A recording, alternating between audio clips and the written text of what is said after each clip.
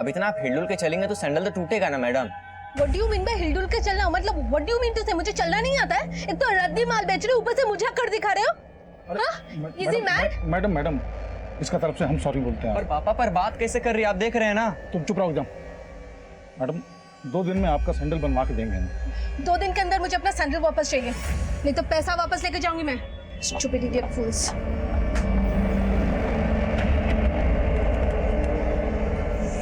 भैया जरा सोच समझाइए, कस्टमर से ऐसे बात करेगा, ये ऐसे पेश आएगा? तो बात समझा रहे हैं उनसे, सुबह से माथा खराब करके रखा इसने। आप खड़े क्या हो? चाय बोलो चाचा के लिए। घनश्याम जी भैया, जाओ जाके चाचा के चाय लेकर आओ। तुमको बोला ना, तुम लेके आओ। हाँ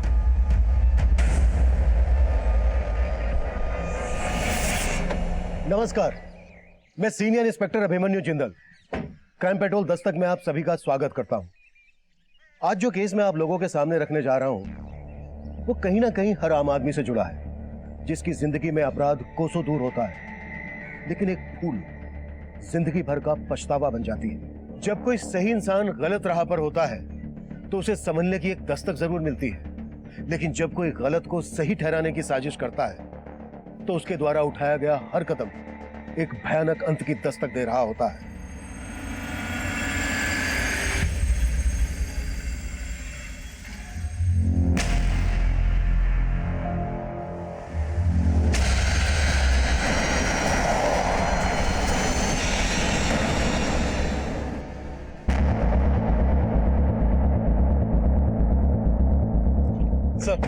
सर इस आदमी का एक्सीडेंट हुआ है। किसी ने कुछ विटनेस किया? किसने उड़ाया इसको? नहीं सर, किसी को कुछ भी मालूम नहीं। सर लोगों ने सुबह यहाँ इसकी लाश पड़ी हुई देखी। हो सकता है इसका एक्सीडेंट रात में हुआ हो।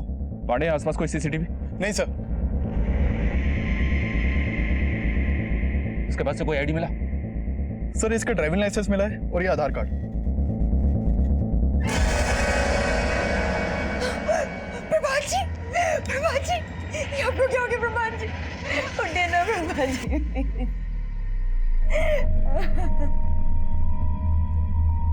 प्रभात रात को 11 बजे दुकान से निकला था, फिर देर रात फोन आया गायत्री का कि वो घर नहीं पहुंचा। हम ढूंढ ही रहे थे कि सुबह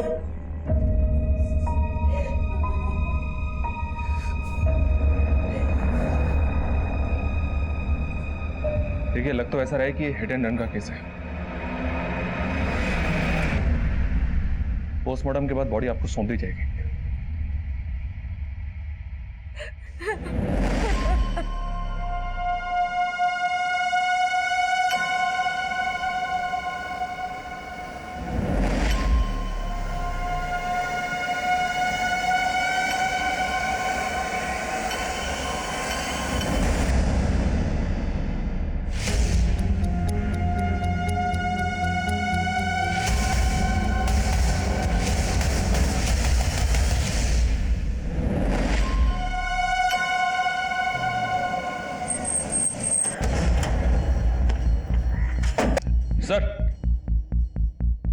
सर 16 मार्च को जो एक्सीडेंट का केस आया था उसके विक्टिम प्रभात की पोस्टमार्टम रिपोर्ट आ गई। देखने से तो लग रहा था कि एक्सीडेंट होगा, पर रिपोर्ट के मुताबिक प्रभात का मर्डर हुआ था। मर्डर? जी हाँ सर, बॉडी पर प्राइमरी इंपैक्ट पीठ पर है। शायद किसी व्हीकल ने डायरेक्टली प्रभात को पीछे से टक्कर मारी। अगर किसी व्हीकल ने प्रभात की पीठ पर डायरेक्ट टक्कर मारी है, मतलब प्रभात पैदल चल रहा होगा। और cause of death head injury है। पहले प्रभात के सर पर किसी ब्लंट चीज से वार किया गया और फिर उसके सर को टायर से क्रश कर दिया गया और फिर बाइक को वहीं गिराकर क्राइम सीन क्रिएट किया गया, क्योंकि सर उसकी बाइक पर ऐसा कोई डेंट नहीं मिला जो ये साबित कर सके कि किसी गाड़ी ने उसकी बाइक को पीछे से टक्कर मारी। मतलब प्रभात का मर्डर हुआ है और उसे एक्सीडेंट देने की कोशिश की गई है। सर जिस प्रभात नाम के आदमी की लाश हमें राजनगर में मिली थी, उसका बड़ा भाई आया।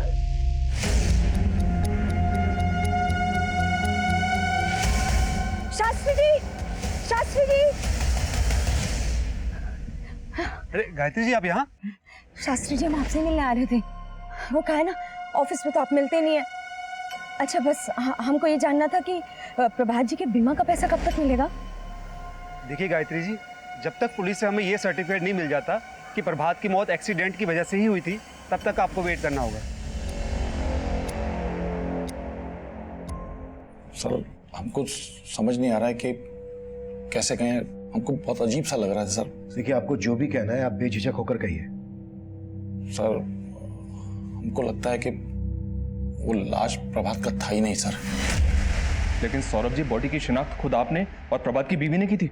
सर हमने नहीं की थी सर, गायत्री ने की थी सर। अगर आपको डाउट था तो ये बात आपने हमसे पहले क्यों नहीं कही? सर गायत्री ने अचानक से इतना कुछ कह दिया सर, वहां कुछ कह नहीं पाए और बाद में हमने बात करने की कोशिश किया तो अजीब सा रवैया था सर उसका। जी भैया, आप प्रभात जी की आत्मा शांति की प्रार्थना की जगह कुछ भी बोले जा रहे हैं। लाश का चेहरा इतना बिगड़ा हुआ था और एकदम से मान लिया तुमने कि वो प्रभात है। कहना क्या चाहते हैं? हाँ, हम अपने पति को नहीं पहचानेंगे?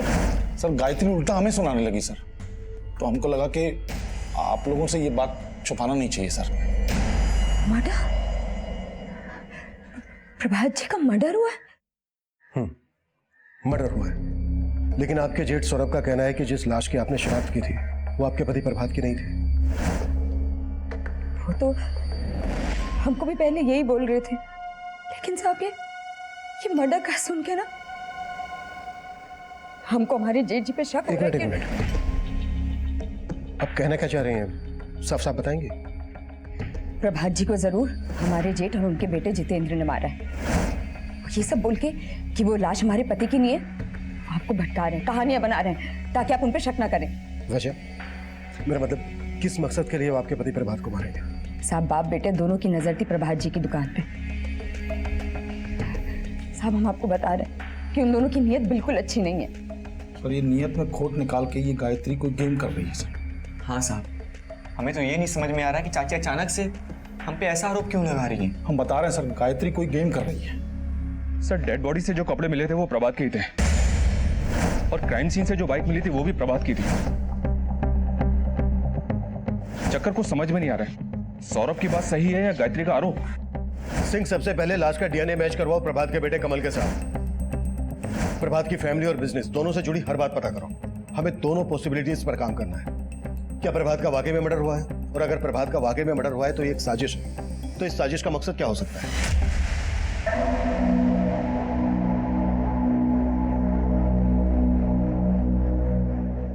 दीदी पानी।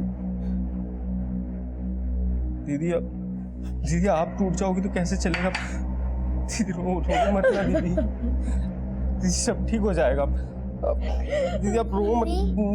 आप रो क्यों रहे हो? अरे कमल बेटा, मम्मी नहीं रो रही, वो मम्मी की ना आंख में कुछ चला गया था। तू ये बता, तू कानपुर चलेगा मामा के साथ? चलेगा ना? दीदी आप कानपुर चलो हमारे साथ। वैसे भी जीजा जी के नहीं हर्ष, हम नहीं जाएंगे, हमें अभी यहीं रहना होगा।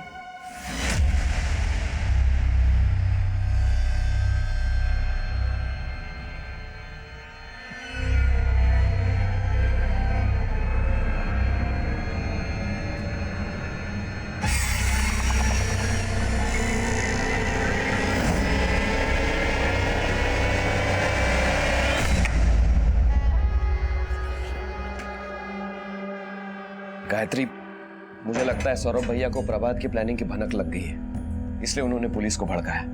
हम भी बाप बेटे की सारी पुलपट्टी खोल दी है पुलिस के सामने। हाँ, पर मामला और बिगड़ जाए।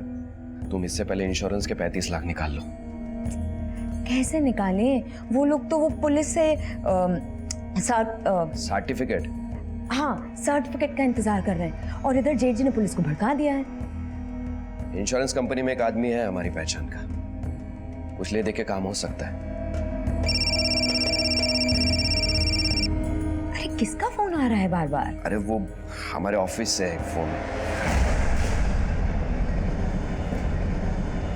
इस विनायक ने भी ना लटका रखा है, क्या कर रहा है कुछ समझ नहीं आ रहा। अरे काई बच्चों का जूता लगा रखे हुए यहाँ पे, निकालो ये सब। यहाँ पे सिर्फ आज के बाद फॉर्मल सूझ रहेगा, बता दे रहे हैं।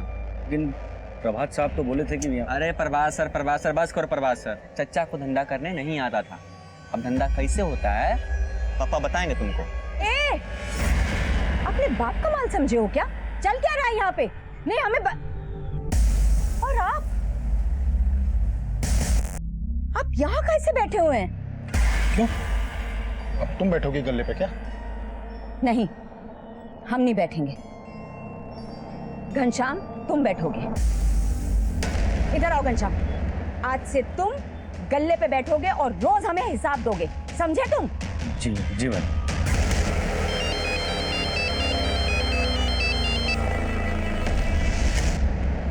अरे काहे हमें इतना परेशान कर रहे हो आप? अरे परेशानी हमको हो रही है भाभी जी। पूरे 10 लाख रुपए लिए थे प्रभात ने। और एक बात बताइए, वो बीमा वाला पैसा नहीं मिला आपको अभी तक? नहीं मिला है। अगर मिल चुका होता तो हम आपको पैसे लौटा देते ना। लौटाना तो आपको पड़ेगा ही भाभी जी। वो बीमा वाले के पीछे पड़िए और पैसा निकलवाइए। सर, प्रभात की बीवी गायत्री, भाई और भतीजे के कॉल रिकॉर्ड्स में तो शक करने जैसा कुछ नहीं मिला, पर मैं प्रभात के सीए से मिला जो पिछले कई सालों से प्रभात की शू शॉप के अकाउंट्स देख रहा है। उसका कहना है कि कुछ महीनों से प्रभात की दुकान घाटे में चल रही थी। प्रभात ने कई लोगों से कर्जा भी ले रखा था। एक बात और सर, प्रभात ने सिर्फ 3 महीने पहले 35 लाख की एक टर्म इंश्योरेंस पॉलिसी ली थी। तो तुम्हें क्या लग रहा है, ये साजिश इंश्योरेंस पॉलिसी के 35 लाख रुपए निकालने के लिए रची गई थी? पक्का तो नहीं कर सकते सर, हो भी सकता है। इंश्योरेंस पॉलिसी के पैसे लेने के लिए कोई अपना मर्डर प्लान करे, ऐसे एंगल्स कई केसेस में देखने को मिलते हैं। इस केस में भी यही एंगल था। प्रभात ने वाकई में अपनी डेथ प्लान की थी। अरे तो हम तो ना मरेंगे, अरे वो जो हमारे साथ आएगा ना वो मरेगा। लेकिन पोस्टमार्टम से यह साफ हो गया था कि एक्सीडेंट नहीं बल्कि मर्डर था। और यह मर्डर किसका हुआ था, यह खुलासा वाकई में हैरान कर देने वाला था। Sir DNA report. इस डीएनए रिपोर्ट के मुताबिक उस लाश का डीएनए प्रभात के बेटे कमल के डीएनए से मैच हो गया। मतलब प्रभात की बीवी गायत्री सही बोल रही थी, ये लाश प्रभात की ही थी। मम्मी, अब ठीक लग रहा है? अभी कुछ ठीक नहीं है, लेकिन धीरे धीरे सब ठीक हो जाएगा। अच्छा मम्मी, पापा कब आए? पापा घर पे नहीं आएंगे। जब हम बाहर घूमने जाएंगे ना, तब वो हमको वहां मिलेंगे, समझे?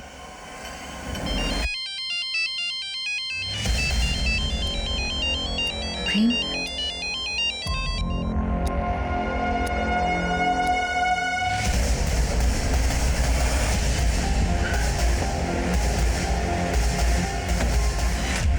गायत्री जी, माफी चाहूंगा, हमने आप पर शक किया। दरअसल आप बिल्कुल सही कह रही थी, वो लाश आपके पति प्रभात की ही थी। आपने अपने जेठ सौरभ और उसके बेटे जितेंद्र पर शक जताया था। अब हम इसी दिशा में काम कर रहे हैं।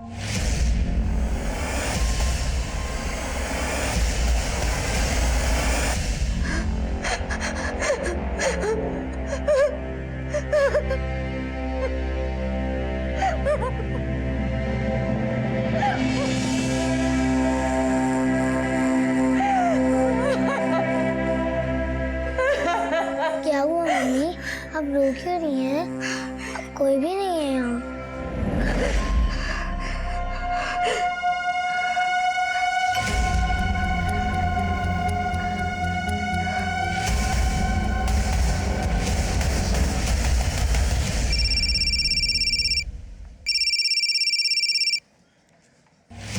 हाँ गायत्री भाभी, हमको मिलना है तुमसे।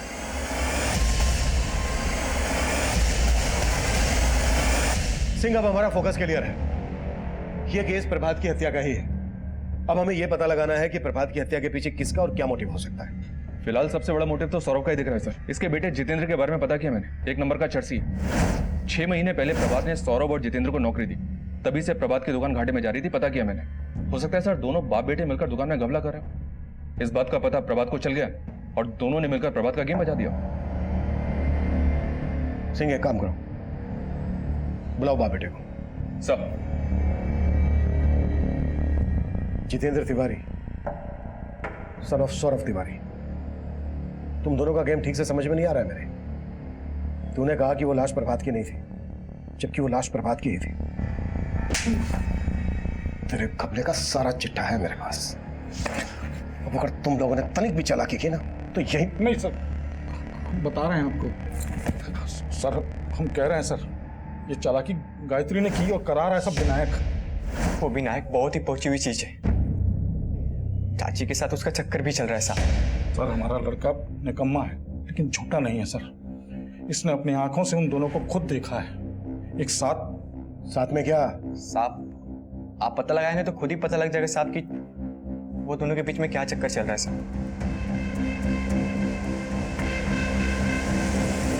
विनायक, अब सर से पानी ऊपर जा चुका है। अगर मुझे पता चला ना कि तुम मेरे साथ कोई गेम कर रहे हो तो तुम्हारे लिए बिल्कुल अच्छा नहीं होगा। क्या अच्छा नहीं होगा? उससे ऐसे दोबारा बात की ना तो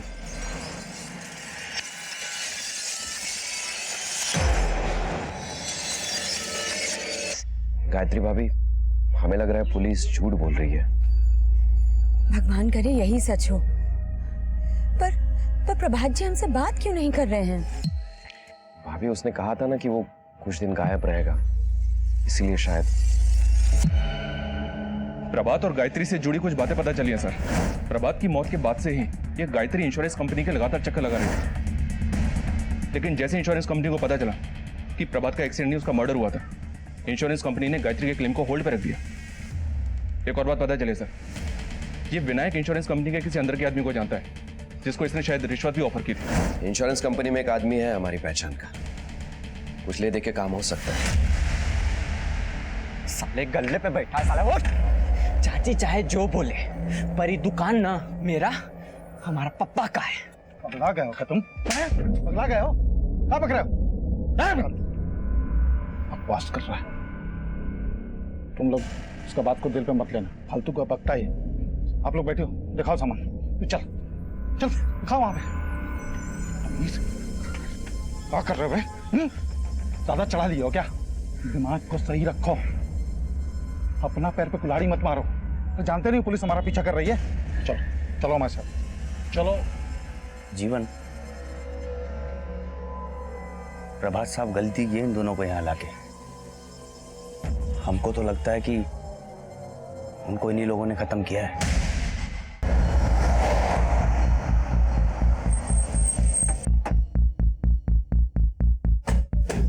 कुछ दिन पहले केस आया था मेरे पास, जिसमें एक पत्नी ने अपने प्रेमी के साथ मिलकर अपने पति को ऊपर पहुंचा दिया।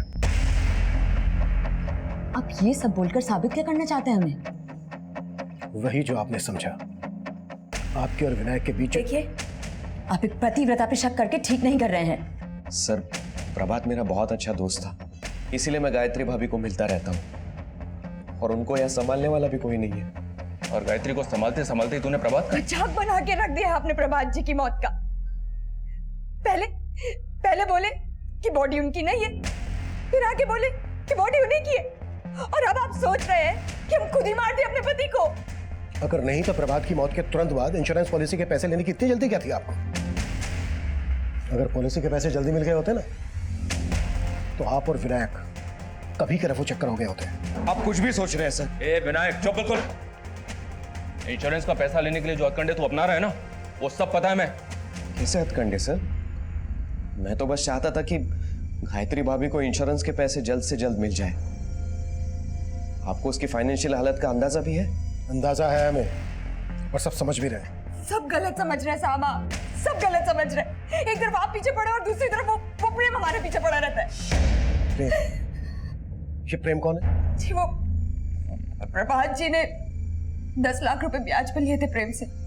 उनकी मौत के बाद उस प्रेम ने जीना आराम कर दिया हमारा। लौटाना तो आपको पड़ेगा ही भाभी जी। वो बीमा वाले के पीछे पड़िए और पैसा निकलवाइए।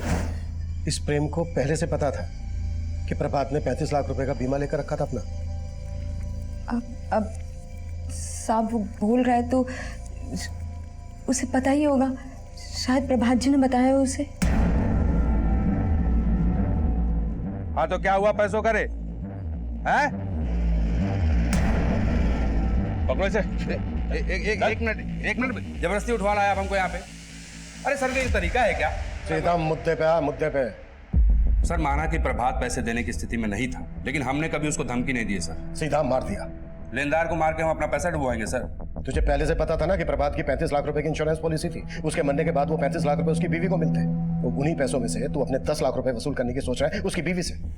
ऐसा कुछ नहीं है सर, बल्कि उनकी पत्नी को तो हमने डेडलाइन दिया था 3 महीने का। इसी तरह की डेडलाइन तूने 15 मार्च तक की प्रभात को दी थी, और 15 मार्च तक जब वो अपने पैसे नहीं चुका पाया तो 16 मार्च को तूने उसका मर्डर कर दिया। सर, आप हम पे खामोखा शक कर रहे हैं। उस दिन हम घर पे थे, मैच देख रहे थे। हमारा कॉल रिकॉर्ड निकल लिया, चेक करिए सर। तो मुझे मेरा काम मत सिखा, और शक तो हम तुझ पे करेंगे। और अगर कुछ भी मिला ना तेरे खिलाफ तो उसका तुझे ब्याज चुकाना पड़ेगा। और अगर हमें बिना इन्फॉर्म के शहर से बाहर गया तो तेरा असल सूद सब बराबर कर देंगे। चल निकल, निकल चल। इसको जाने क्यों दिया सर? अपने तरीके से पूछताछ करते 2 मिनट में सब उगल देता। नहीं सिंह, इसे क्या बोलना है पहले से तैयारी करके आया है। प्रभात की मर्डर वाली रात की इसकी सारी एक्टिविटीज चेक करो, नजर रखो इस पर। साहब जी, साहब जी, साहब जी, साहब जी, साहब जी, साहब जी।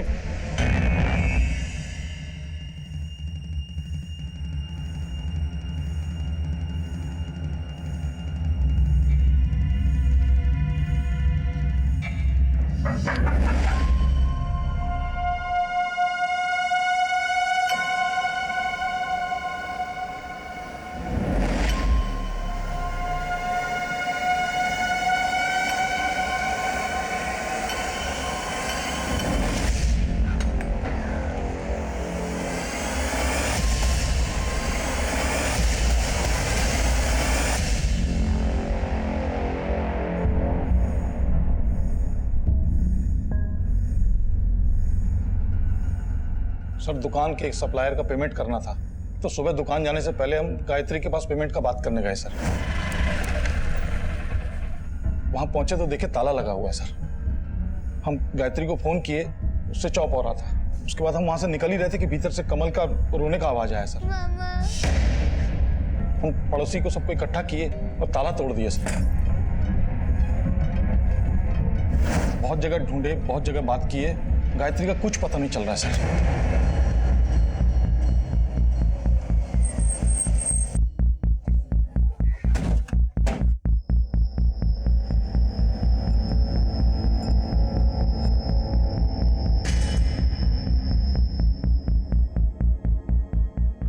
कमल बेटा एक बात बताओ, रात को मम्मी से कोई मिलने आया था?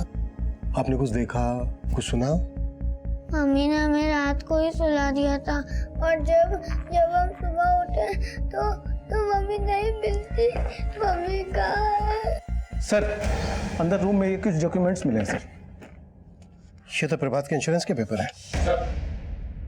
सर घर में कुछ भी सस्पिशियस नहीं मिला है, लेकिन सर गायत्री इस तरह से अपने बेटे को घर में बंद करके कहीं गायब हो जाएगी, चक्कर समझ में नहीं आ रहा है।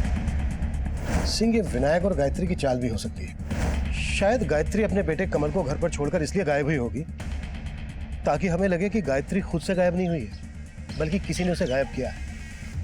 सिंह, पड़ोसी से पूछताछ कर।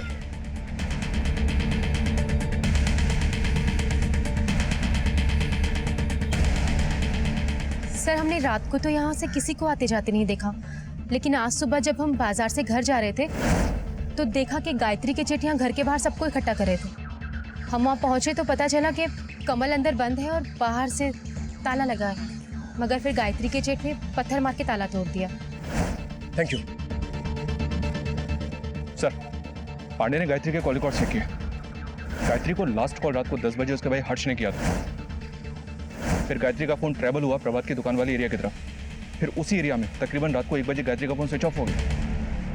रात के 1 बजे गायत्री अपनी मर्जी से तो उस एरिया में जाएगी नहीं। सिंह, उस एरिया का डंप डेटा स्टडी करो, देखो उसमें कोई सस्पिशियस नंबर मिलता है क्या।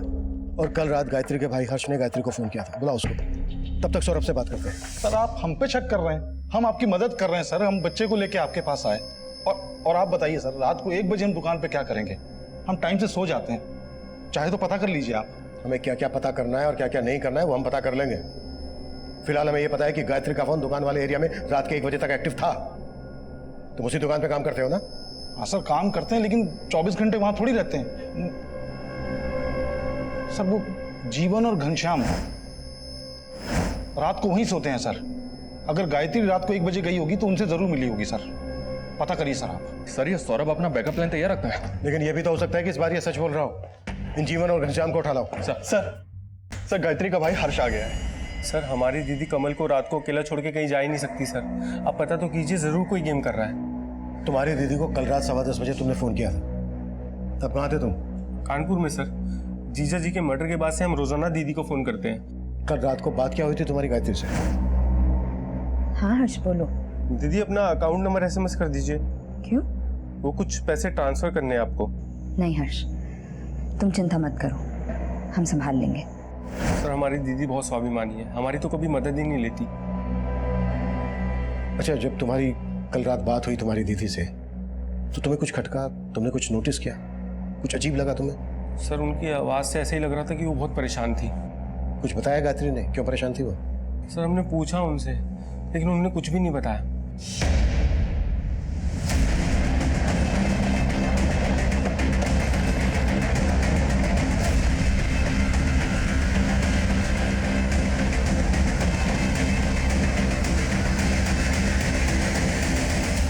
सब दुकान तो रात को 11 बजे बंद हो जाती है, इतनी रात को गायत्री भाभी वहां क्यों आएंगी?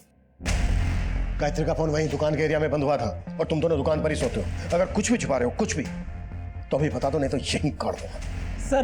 सर हम कुछ नहीं छिपा रहे हैं सर। माना कि हम सोते हैं दुकान में, लेकिन जितेंद्र भी तो आए दिन दुकान में आता रहता है ना जी। हाँ साहब, वो रोज रात को दुकान में आके नशा करता है। वो कल रात को भी 1 बजे के करीब आया था और फिर वो चला गया, लेकिन गायत्री भाभी को वहां नहीं देखा हम लोगों ने। सर, गायत्री के घर के आसपास के एरिया का डम डेटा चेक किया। जिस रात गायत्री गायब हुई तब वहां विनय का नंबर एक्टिव था, और विनय के नंबर से प्रभात के नाम पे रजिस्टर्ड एक दूसरे नंबर पे कॉल किया गया था। प्रभात का दूसरा नंबर? जी हाँ सर, यह नंबर चेन्नई में एक्टिव था, लेकिन अब बंद है। चेन्नई में प्रभात का दूसरा नंबर कौन यूज कर रहा होगा? पता नहीं सर, कहानी को समझ में नहीं आ रही। सब समझ में आएगा सिंह।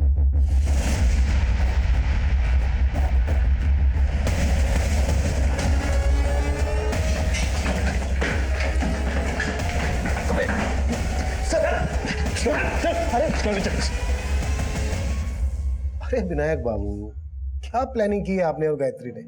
Sir planning? हमने ऐसी कोई प्लानिंग नहीं की थी सर। देखिए सर, मैं मानता हूं कि मैं उस रात गायत्री भाभी को मिलने गया था, लेकिन गायत्री भाभी कहाँ गायब हो गई? गायब हो गई या छिपा के रखा है उसे कहीं? भागकर वहीं जा रहा था ना उसके पास, चेन्नई। चेन्नई? चेन्नई? हाँ चेन्नई, वहां प्रभात का दूसरा नंबर एक्टिव था। नहीं सर, मुझे सच में इसके बारे में कुछ नहीं पता। ऊपर देख, देख ऊपर देंगे। सर बता रहा हूँ सर। इतनी जल्दी क्या है? अब बोल। सर प्रभात का ये नंबर अंजलि यूज करती थी। कौन अंजलि? अंजलि उसकी गर्लफ्रेंड थी। प्रभात की गर्लफ्रेंड? जी सर, प्रभात और अंजलि का अफेयर चल रहा था। वो प्रभात की कस्टमर थी और दोनों में प्यार हो गया था। प्रभात और अंजलि हमेशा मेरे घर में ही मिला करते थे। सर प्रभात में और गायत्री भाभी में पहले हमेशा अनबन हुआ करती थी। अंजलि को पाने के लिए उसने फिर से गायत्री भाभी से रिश्ता सुधारना शुरू कर दिया, और इसीलिए उसने अपना फेक डेथ प्लान कर दिया। Fake death? मेरी जगह कोई और मरेगा, और इंश्योरेंस के पैसे पाने के लिए मुझे गायत्री को अपने फेवर में करना पड़ेगा।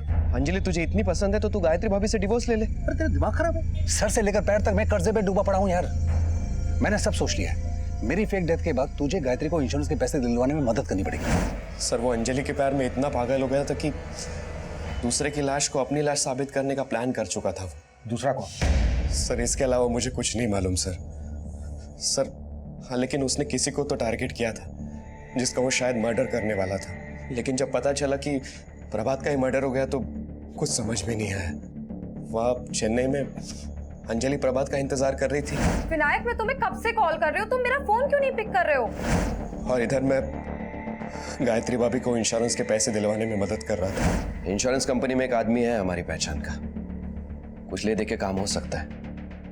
कल रात गायत्री से मिलने क्यों गया था उसके घर? वो तो गायत्री भाभी ने खुद फोन करके बुलाया था। सर गायत्री भाभी रोजाना प्रभात के बारे में पूछती थी। उस रात भी उन्होंने प्रभात के बारे में ही पूछने के लिए बुलाया था। तुम बोले थे कि पुलिस झूठ बोल रही है कि प्रभात जी का मर्डर हुआ है। तो अगर प्रभात जी का मर्डर नहीं हुआ है तो प्रभात जी का? भाभी हमें नहीं पता। नहीं पता मतलब? हाँ? हमें तो लग रहा है कि पुलिस जो कह रही है शायद वही सच हो। उसके लिए आंसू बहाने की जरूरत नहीं है, वो आपको धोखा दे रहा था। हाँ, उसका दूसरी लड़की के साथ चक्कर चल रहा था।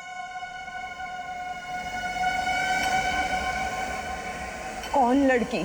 सर उस रात गायत्री भाभी ने अंजलि के बारे में पूछा और हमें जबरदस्ती अंजलि को फोन करवाया। सर गायत्री भाभी की आवाज सुनते ही अंजलि ने फोन कट कर दिया। उसके बाद मैं वहां से चला गया। मुझे नहीं पता सर उसके बाद क्या हुआ और गायत्री भाभी कहाँ है और प्रभात को किसने मारा। अंजलि का कोई फोटो है तेरे पास? हाँ sir, social media messenger DP में उसका फोटो है सर। सर हाईवे के पास एक औरत की लाश मिली।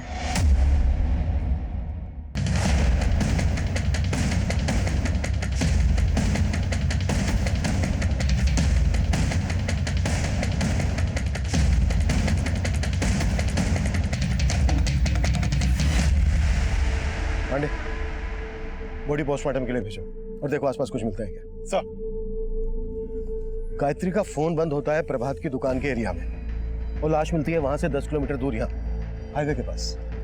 मुझे तो ये विनायक का ही गेम लग रहा है और ये भी हो सकता है कि प्रभात की मर्डर का प्लान अंजलि और विनायक दोनों ने मिलकर बनाया और इस बात का पता गायत्री को लग गया हो, इसलिए दोनों ने मिलकर गायत्री को मार दिया हो। हमें लग रहा था कि अंजलि इस गेम की मास्टर प्लानर है, लेकिन अपना फेक एक्सीडेंट प्लान करने वाला प्रभात इस केस का असली मास्टरमाइंड है। लेकिन उसका मर्डर कैसे हुआ, किसने किया, यह खुलासा चौंकाने वाला था।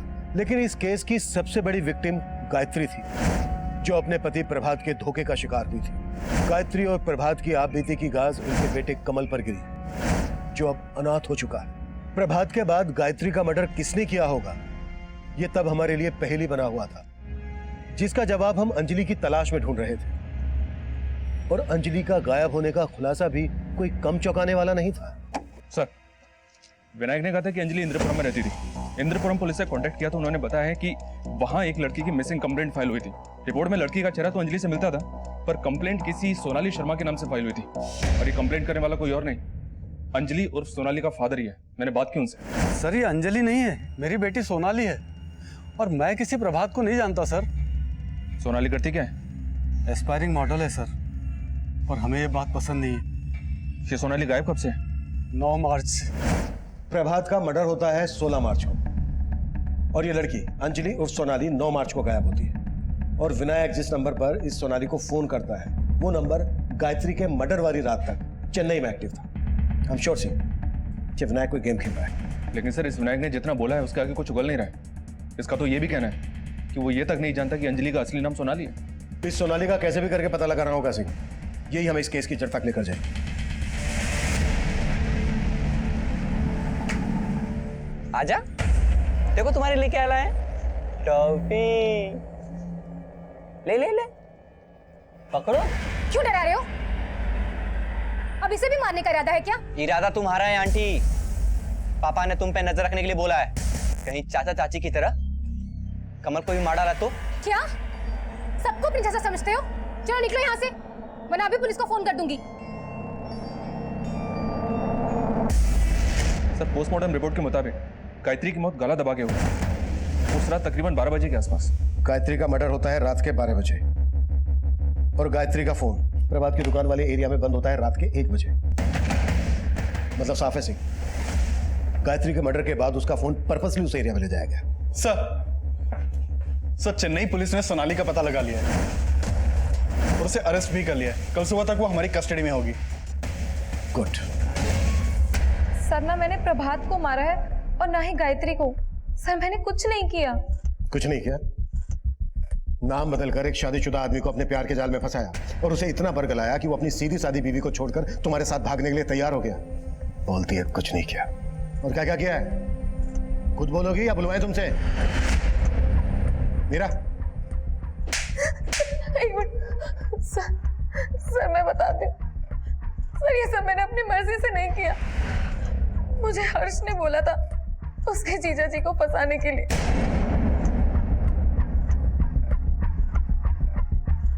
कमल बेटा क्या हुआ? चल आइसक्रीम खाने चलते। चल चल चल चल।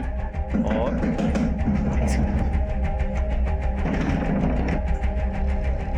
सर हमारा और सोनाली का अफेयर बहुत पहले से था। हमने इस सोनाली को बताया था कि हमारे जीजा जी गाजियाबाद में रहते हैं। और सर प्रभात के शॉप में अक्सर जाया करती थी। प्रभात जिस तरह मेरे साथ पेश आता था मुझे लग रहा था कि वो मेरे साथ फ्लर्ट कर रहा है, और जब मुझे पता चला कि प्रभात हर्ष की जीजा है तो वो प्लान हर्ष ने ही बनाया था। कैसा प्लान? कैसा प्लान? हमें लगता था कि हमारे जीजा के पास बहुत पैसा है, हमें पैसे की जरूरत थी सर, और सोनाली को भी। हमारे कहने पे सोनाली ने हमारे जीजा से अफेयर शुरू कर दिया। वाकई में आपका कलेक्शन बहुत अच्छा है। Thank you very much. You welcome. आते रहिएगा। या श्योर।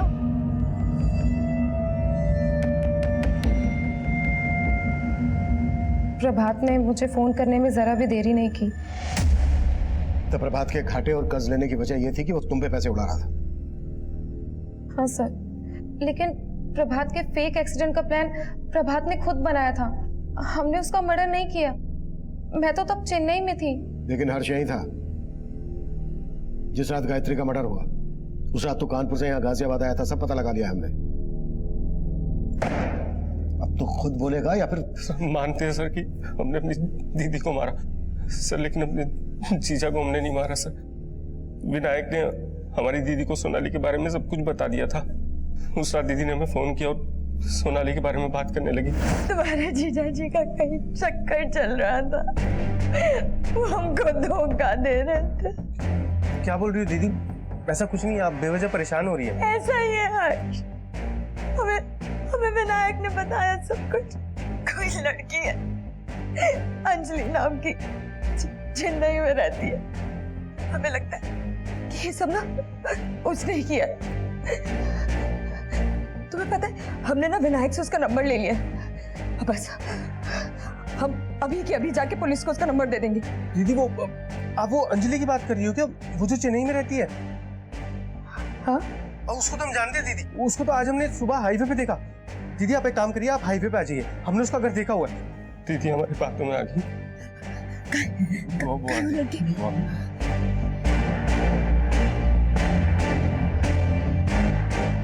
हर्ष, तो एकदम अंधेरा जंगल है, वो लड़की का है। हर्ष सॉरी दीदी। सॉरी क्यों? और गायत्री को मारने के बाद तू गायत्री का फोन लेकर प्रभात की दुकान वाले एरिया में गया। तुझे लगा कि हम सौरभ और उसके बेटे जितेंद्र पर शक करेंगे। हाँ सर, लेकिन हमने अपने जीजा को नहीं मारा सर। सर हमारा प्लान तो ये था कि जब हमारा जीजा हमारी गायत्री दीदी से इंश्योरेंस का पैसा लेकर उनको डिच करेगा तो हम अपने जीजा को डिच करके भाग जाएंगे सर। और तेरा जीजा प्रभात किसी और को डिच करके उसे मारना चाहता था। कौन था वो आदमी? सर प्रभात रोजाना एक मंदिर जाते थे, वहां पर एक बंसी नाम का भिखारी है। भगवान आपकी हर इच्छा पूरी करेगा साहब। प्रभात अपने फेक एक्सीडेंट के लिए उसे बलि का बकरा बनाना चाहता था, और मुझे लगता है सर ये उसी ने किया है। प्लान के मुताबिक जब प्रभात चेन्नई नहीं आया तो मैंने हर्ष को कहा उसका पता करने के लिए। सब पहले तो बंसी गायब था, लेकिन फिर जब हमको मिला तो बिल्कुल नए कपड़े डाला हुआ था सर। सच का पता करने के लिए हमारे से हाथापाई तक हुई, लेकिन वो भाग गया। सर हमें पक्का लगता है कि उस बंसी ने प्रभात को मारा है। जब उसे पता चला होगा कि प्रभात उसे मारना चाहता है तो उसने ही प्रभात को मार दिया होगा। हमने उस भिखारी को ढूंढने की कोशिश की, वो हमें नहीं मिला, गायब था। हमने उसके झोपड़े का पता लगाया तो हमें मालूम हुआ वहां उसने काफी पैसा छुपा कर रखा था। इससे पहले कि हम इन कड़ियों को ठीक से जोड़ पाते, हमें एक और चौंकाने वाली खबर मिली। सर प्रतापनगर पुलिस को एक लाश मिली। लाश की शिनाख्त तो नहीं हो पाई, पर बंसी के स्केच से बहुत मैच करती है। इसकी बॉडी पर काफी ब्रांडेड कपड़े भी मिले। सिंह, इन कपड़ों पर जो टैग लगा है ना, इस टैग के बारकोड से यह पता लगाओ कि ये कपड़े कहां से बेचे गए और किसने खरीदे। Right sir. ये देखिए नया माल दिखा रहे हैं आपको, फ्रेश एकदम।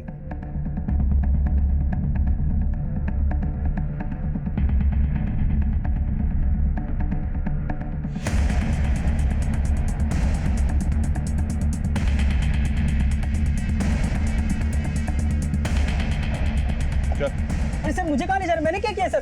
बंसी के लिए कपड़े तूने ही खरीदे थे ना? बंसी? तुम सर, लेकिन सर आप लोग क्या कर रहे हैं? हमें कुछ समझ में नहीं आ रहा है। सीसीटीवी में बंसी के लिए कपड़े खरीदता हुआ दिखा है तो? सर कौन से कपड़े सर? हमने नहीं खरीदे। ऊपर दे। सर बताते हैं सर, मारिए मत। बताते हैं। हम नहीं मारा है बंसी को, क्योंकि बंसी ही जानता था कि हमने प्रभात भैया का भी खून किया था। प्रभात को क्यों मारा? प्रभात भैया के गले से पैसे उस जितेंद्र ने चुराए और उन्होंने हम पर शक किया। लेकिन भैया हमने चोरी नहीं किया भैया। साला जिस थाली में खाना खाता उसे तो भैया हमने नहीं चोरी की। भैया आप पीछे मत आओ, तू निकल यहाँ से। सर प्रभात भैया को उस समय तो यकीन नहीं हो रहा था, उन्हें उनकी गलती का एहसास हुआ और उन्होंने फिर से मुझे काम पर बुला लिया। जीवन, आई एम सॉरी भाई, वो बस कीजिए ना भैया, हम तो हमेशा आपको अपना बड़ा भैया ही मानते हैं। मैं अपनी बेइज्जती भूला नहीं था। प्रभात भैया को लगता था कि मैं उनके लिए कुछ भी कर सकता हूँ, इसलिए उन्होंने उस नकली एक्सीडेंट के प्लान में मुझे शामिल किया। प्रभात भैया ने मुझे कहा था कि वो बंसी को रास्ते पर लाएंगे और उसको टेम्पो के नीचे धक्का दे देंगे और मुझे उसे कुचलना था। प्रभात भैया का प्लान था कि बंसी के मर्डर को एक्सीडेंट दिखाया जाए, लेकिन मैंने प्रभात भैया के मर्डर को ही एक्सीडेंट दिखा दिया। सर बचा तो तू अब भी नहीं। बुरे काम का अंत हमेशा बुरा ही होता है, ये हम सब जानते हैं। अगर प्रभात ने उस वक्त गायत्री द्वारा दी गई दस्तक को महसूस किया होता, पीछे हट गया होता, तो शायद अंत इतना बुरा नहीं होता। दस्तक गायत्री को भी मिली थी, उसके पति का उसके साथ बर्ताव अच्छा नहीं था। अचानक से उसके पति का बर्ताव उसके साथ अच्छा हो जाना, इंश्योरेंस पॉलिसी के पैसे लेने के लिए षड्यंत्र रचना। लेकिन गायत्री इस दस्तक को महसूस नहीं कर पाई और गायत्री के साथ साथ इसका खामियाजा उसके बेटे कमल को भी उठाना पड़ा। कमल हमेशा के लिए अनाथ हो गया। अब मैं सीनियर इंस्पेक्टर